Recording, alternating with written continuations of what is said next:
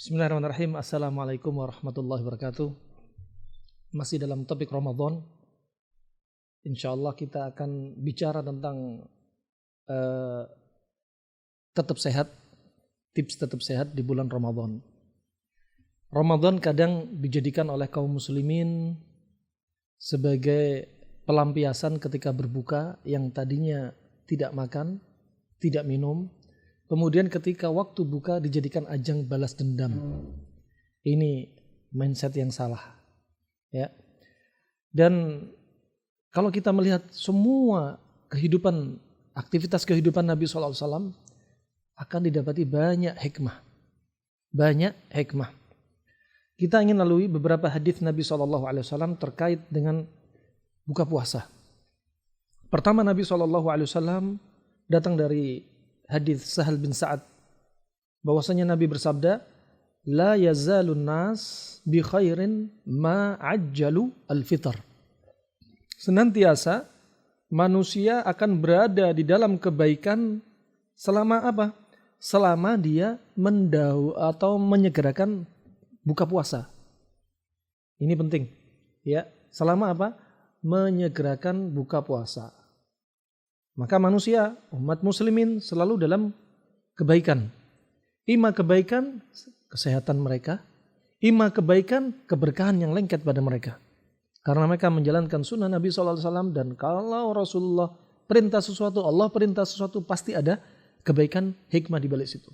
Tapi kita beribadah bukan karena hikmah, murni karena menjalankan perintahnya. Adapun hikmah hanya mengikuti dari perintah Allah dan Rasulnya Sallallahu Alaihi Wasallam. Dan juga dalam hadis yang lainnya dari Abu Hurairah radhiyallahu an, riwayat Abu Daud, la yazalul ladzina zahiran ma ajjalun nas al-fitr li'anna al-yahuda wan nasara yuakhiruna. Nah, senantiasa manusia tampak ya ini dalam kebaikan. Ya, selama apa? Manusia ini menyegerakan buka puasa. Menyegerakan buka puasa. Kenapa?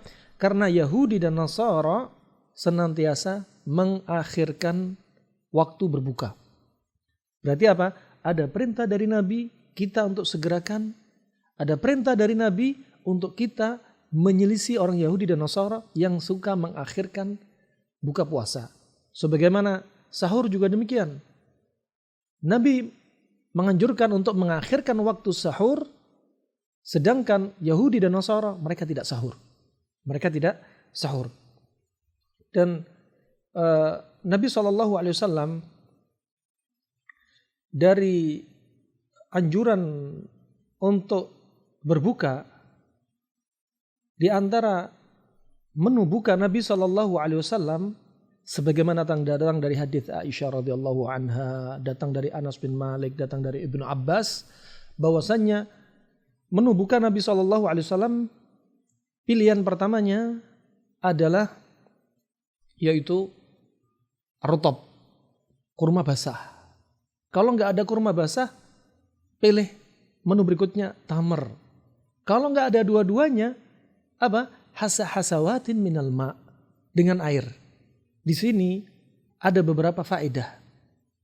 Faedah latifah kata Syekh Ibnu Utsaimin rahimahullah. Pertama, ketika berbuka, bukanya dengan kurma basah. Ya. Kurma basah. Kemudian setelah kurma, kata Syekh Ibnu Utsaimin, termasuk berikutnya yang dilakukan bukan langsung makan. Bukan langsung balas dendam, tapi apa? Salat dahulu. Sehingga apa? Antara makan buah kurma dan menu makan besar itu ada tempo jarak.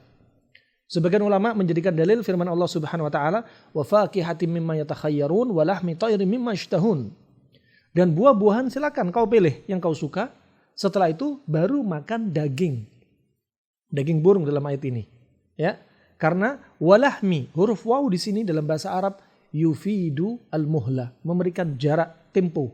Sehingga antara makan buah dan daging dikasih tempo. Antara kurma dengan menu makanan berikutnya dipisah oleh sholat dalam hal buka puasa. Ya, adapun Imam Al-Khattabi mengatakan ini tidak menunjukkan sunnah.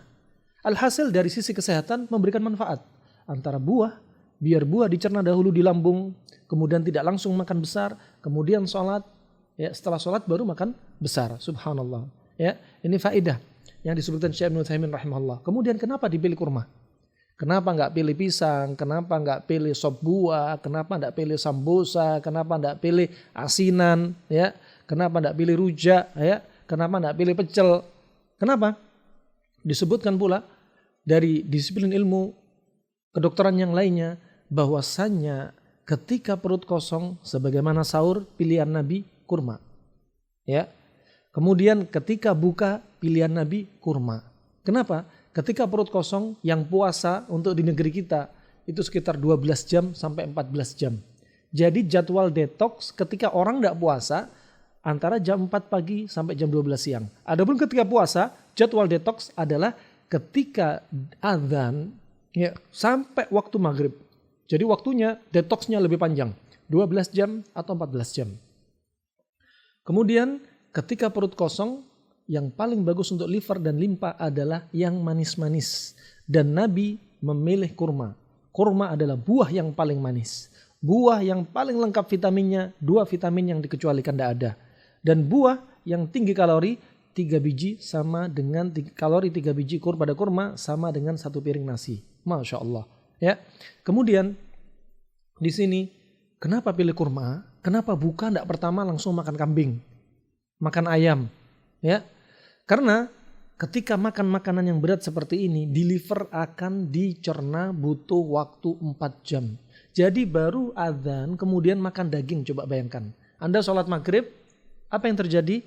Badan masih lemes karena kalori belum disebarkan, butuh 4 jam. Coba kalau kurma 15 menit, 10 menit liver sudah mencerna, selesai, disebarkan tenaganya. Anda sholat maghrib sudah bertenaga. Masya Allah, faedah.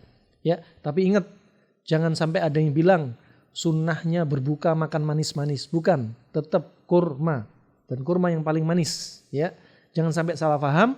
Kalau bilang sunnahnya makan manis-manis, ya nanti bukanya permen pertama. Ya, nah itu ya ikhwani wa akhwati fillah di antara hikmahnya. Kemudian untuk masalah bukanya, nanti kapan dilakukan waktu terbaiknya? Setelah sholat maghrib. Kurma sudah selesai turun, dicerna, kemudian silahkan makan. Mau makan kombinasi panas-panas silahkan, mau panas dingin silahkan, mau panas saja silahkan, terserah. Tapi alangkah baiknya kadang-kadang di variasi panas-panas, kadang panas dan dingin. Nah, makanan sifatnya panas, makanan sifat dingin itu lebih sempurna. Kemudian kalau kita lihat sahurnya kurma, bukanya kurma. Kita lihat lagi, bayi baru lahir, sunnah yang dilakukan juga diantaranya apa? Tahnik. Ya, mentahnik si bayi dengan kurma. Yang pertama kali masuk ke mulut bayi adalah kurma. Kenapa? Bayi perutnya masih kosong. Ketika perut kosong, yang paling bagus pertama kali adalah bagi liver dan limpa adalah yang manis-manis. Coba Nabi pakai kurma. Abu Musa al-Asy'ari datang membawa anaknya yang baru lahir. Nabi minta kurma. Aisyah juga mengatakan kalau ada bayi ditahnik, Nabi minta kurma. Kemudian kata Syekh Ibnu Utsaimin rahimahullah, kalau sudah bayi baru lahir terlanjur diberi air susu ibu, yang mana air susu ibu ini ya dari testimoni ibu-ibu ya rasanya condong ada asinnya, sedangkan kurma manis. Kata Syekh Ibnu Utsaimin, kalau sudah terlanjur diberi air susu pada si bayi, tidak ada lagi sunnahnya tahnik. Masya Allah. Ini sunnah-sunnah yang dilupakan. Bahkan hikmah besar di balik sunnah Nabi Sallallahu Alaihi Wasallam. Dan kesalahan pula kaum muslimin biasanya ada menu balas dendam. Kapan itu? Setelah taraweh makan lagi. Ini kebiasaan yang salah. Ya, jam 8 ke atas, jam 9, jam 10 ke atas sampai jam 4 pencernaan kita istirahat. Ya. Kalaupun mau makan bukan haram, bukan makruh, silahkan. Sesekali mau makan kolak jam 10, sesekali disambi ini silahkan. Tapi hukum asalnya kalau Anda tidak praktekkan hal ini, yaitu menjadikan rutinitas, makan di atas jam 9, di atas jam 10, ya alangkah lebih baiknya dijadikan hobi Anda makan malam, bukan rutinitas. Ya, bukan rutinitas karena jadwal istirahat dari organ pencernaan, ya. Dan perlu diketahui hikmahnya dari Allah Subhanahu wa taala kenapa didulukan sahur. Pertama, setelah kita lihat faedahnya yaitu menjalankan sunnah Nabi. Kedua, mengingkari perbuatan orang Yahudi dan Nasara yang mengakhirkan waktu sahur, yang biasanya ketika muncul bintang mulai waktu mendekati Isya mereka baru sahur, ya. Mereka baru sahur. Dan hikmah berikutnya bahwasannya agar hikmahnya tidak menambah waktu siang, waktu puasa, sehingga tidak membahayakan organ tubuh kita. Coba kalau waktu sahur ditunda, waktu buka ditunda, apa efeknya? Di antara efeknya, apa yang terjadi? Tubuh akan mengambil kalori dari protein-protein di otot kita. Sehingga apa? Akan timbul otot lemes atau bahkan terjadi atrofi otot, ototnya mengecil. Kenapa? Karena sudah jam-jam 12 jam, 14 jam, ya. Dia apa? Sudah waktunya buka, ternyata diakhirkan waktu sahur. Sehingga apa? Menimbulkan efek di antaranya dari sisi kesehatan, ya, juga dari sisi dia menyamai Yahudi dan Nasara. Yahudi dan Nasara. Dan kita diperintahkan sebagaimana disebutkan Ibnu Qayyim untuk menyelisih 5 hal. Enggak boleh nyamain 5 hal ini. Enggak boleh seorang muslim menyamai orang Yahudi dan Nasara. Ya, orang-orang kafir enggak boleh. Seorang muslim laki-laki menyerupai wanita, wanita menyerupai laki-laki. Tidak boleh seorang laki-laki menyerupai hewan, ya. Tidak boleh seorang laki-laki menyerupai kebiasaan orang-orang fasik, fajir. Naam. Ini saja, semoga bermanfaat untuk Islam wal muslimin. Dan semoga Anda semua tetap dalam keadaan puasa dan Anda sehat. Barakallahu fikum. Wabillahi taufiq wal hidayah. Subhanakallahumma bihamdik asyhadu an la ilaha illa anta astaghfiruka wa atubu ilaik. Wassalamualaikum warahmatullahi wabarakatuh.